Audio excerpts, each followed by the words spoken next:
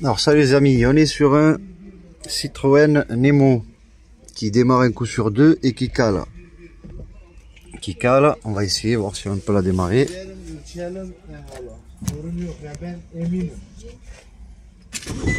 Hop là.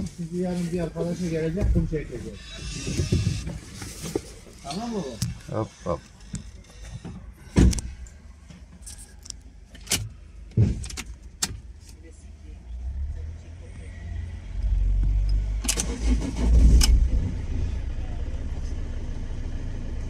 Le moteur tourne. Faire contrôler votre moteur. Donc là c'est un autre véhicule d'à côté qui vient de démarrer, on se trompe pas. Et donc à partir de là on lance le diagnostic. Vous êtes sur la chaîne Lars Viagauto et on va diagnostiquer cette Citroën Nemo. On va laisser juste le contact qui donc démarre. Voyant moteur allumé, faites contrôler votre moteur et donc qui cale sur la route. On va diagnostiquer pour voir ce qu'il en est. Est-ce que c'est le même souci que la 607 ou on va voir. Jusque là tout va bien, le calculateur moteur communique avec nous. Donc là déjà d'entrée de jeu on peut effacer plein de possibilités. Donc on sait que c'est pas la batterie qui empêche le démarrage. On sait qu'on n'a pas un souci de bougie de préchauffage. On sait que bon, le véhicule démarre, il coupe en roulant. Alors est-ce que c'est un injecteur, est-ce que c'est un capteur, est-ce que c'est la pompe à injection, est-ce que c'est le capteur de pression rail, est-ce que c'est l'électrovanne de régulation de gasoil? Ça peut être aussi un injecteur qui reste ouvert, du coup la pression rail ne monte pas. On comprend qu'il y a beaucoup de possibilités, de causes possibles du fait que le véhicule peut caler en roulant ou ne veuille pas démarrer. Toujours on commence par faire un diagnostic et en fonction on voit ce qu'on fait. Alors, batterie. Alors, défaut de tension, batterie trop basse. On comprend que les défauts sont en fugitif du fait que la batterie a été faible, elle a été remplacée. Par contre, ici, permanent, donc, défaut régulation de haute pression carburant. Ah. Régulation de haute pression carburant, fuite détectée. Alors, là, à partir de maintenant, on démarre.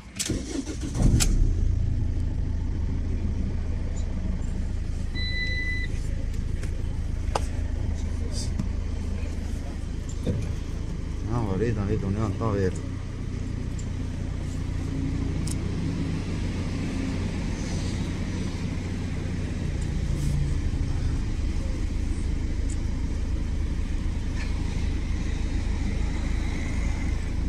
Fugitif.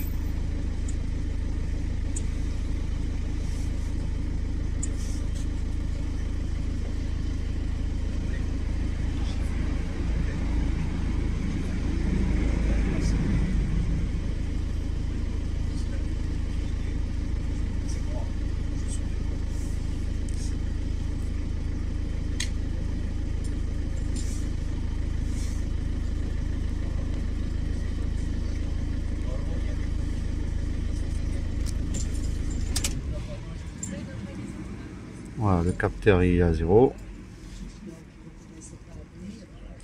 La consigne, je sais pas si elle est bonne. Hein.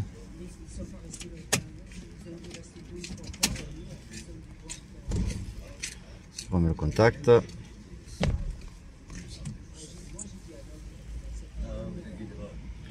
On fait un test du capteur de pression rail.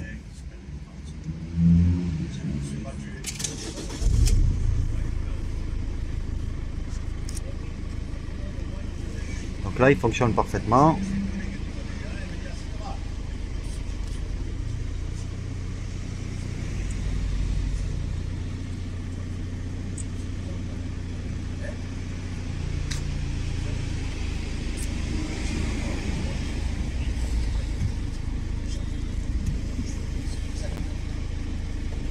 Contacteur d'embrayage il fonctionne, contacteur de frein il fonctionne.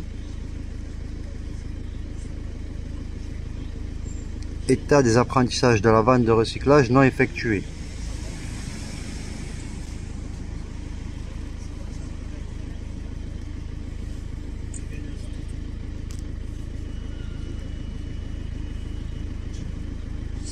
Les capteurs ils sont ok.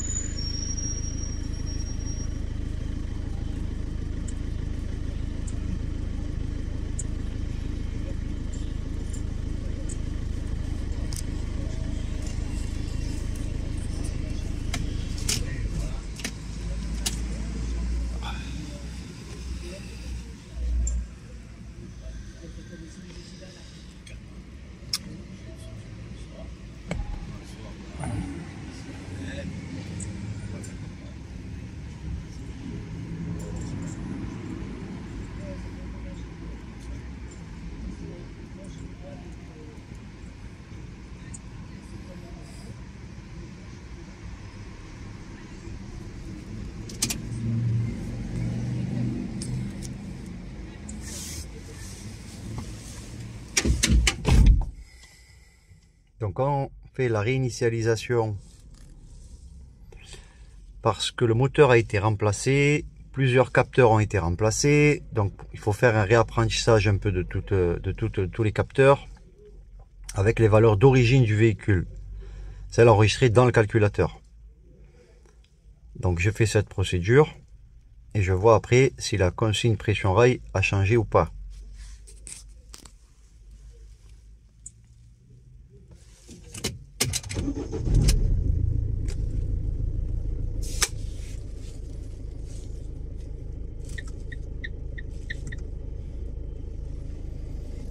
Donc le voyant moteur est parti, patienter, reconnaissance des options effectuées, continuer.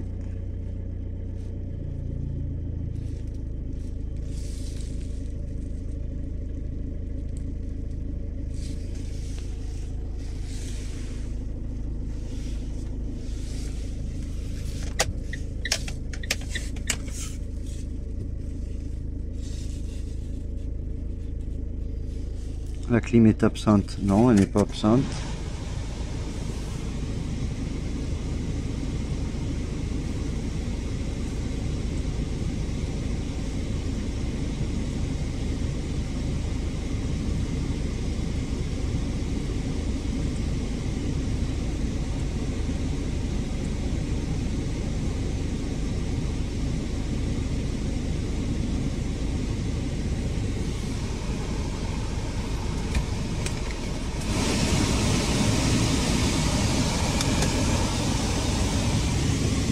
Donc je l'active et là du coup elle est présente.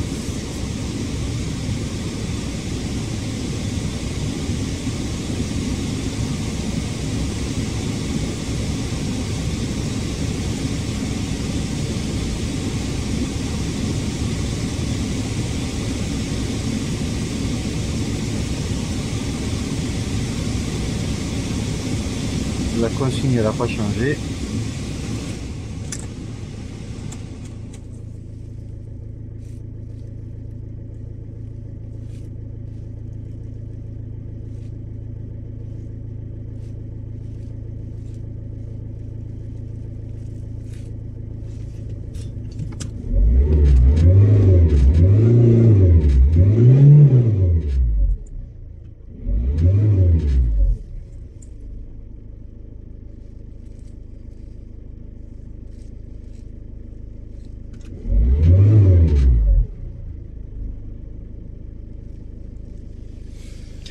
Toujours pas de voyant moteur.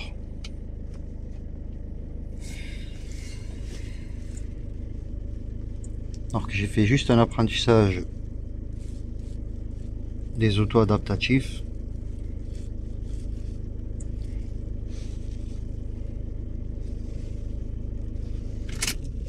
À partir de là, on laisse que le contact.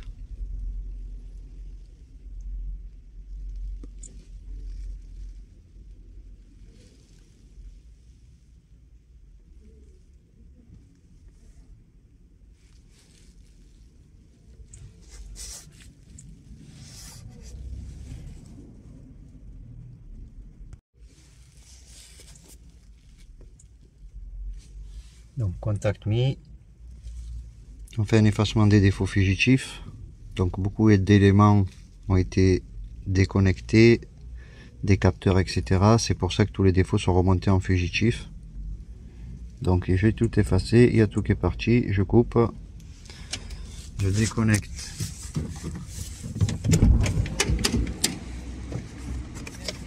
Hop, je démarre. Donc le véhicule ne nous signale plus, faites contrôler votre voiture. On va rouler un peu et on verra s'il y a une fuite qui est détectée au niveau du gasoil. Et on relancera un diagnostic d'ici 20 minutes. Et voilà, on est reparti. À peine, même pas 5 minutes que la voiture a calé. La voiture a calé, elle s'est arrêtée seule. Donc je décide de faire un réapprentissage des injecteurs. Donc pourquoi je réencode les injecteurs? Les injecteurs, ils ont pour fonction d'injecter le carburant dans les chambres de combustion du moteur. Bon, après, en cas d'injecteur défectueux, vraiment l'injection elle est perturbée, la combustion elle ne sera pas optimale. Du coup, les conséquences sur le fonctionnement du moteur sera vraiment ressenti, quoi.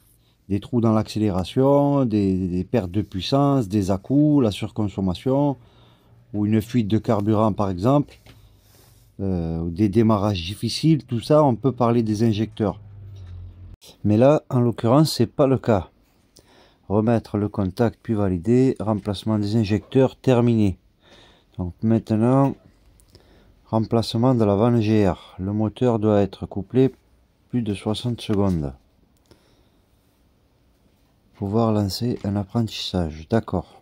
Ben, on va faire la procédure. Donc le moteur doit être coupé. OK. Véhicule à l'arrêt. C'est parti. Donc ça fait un réapprentissage, une adaptation de la vanne GR. Couper le contact pendant 10 secondes. Patienter. Voilà les amis, qu'est-ce qu'on est amené à faire pour trouver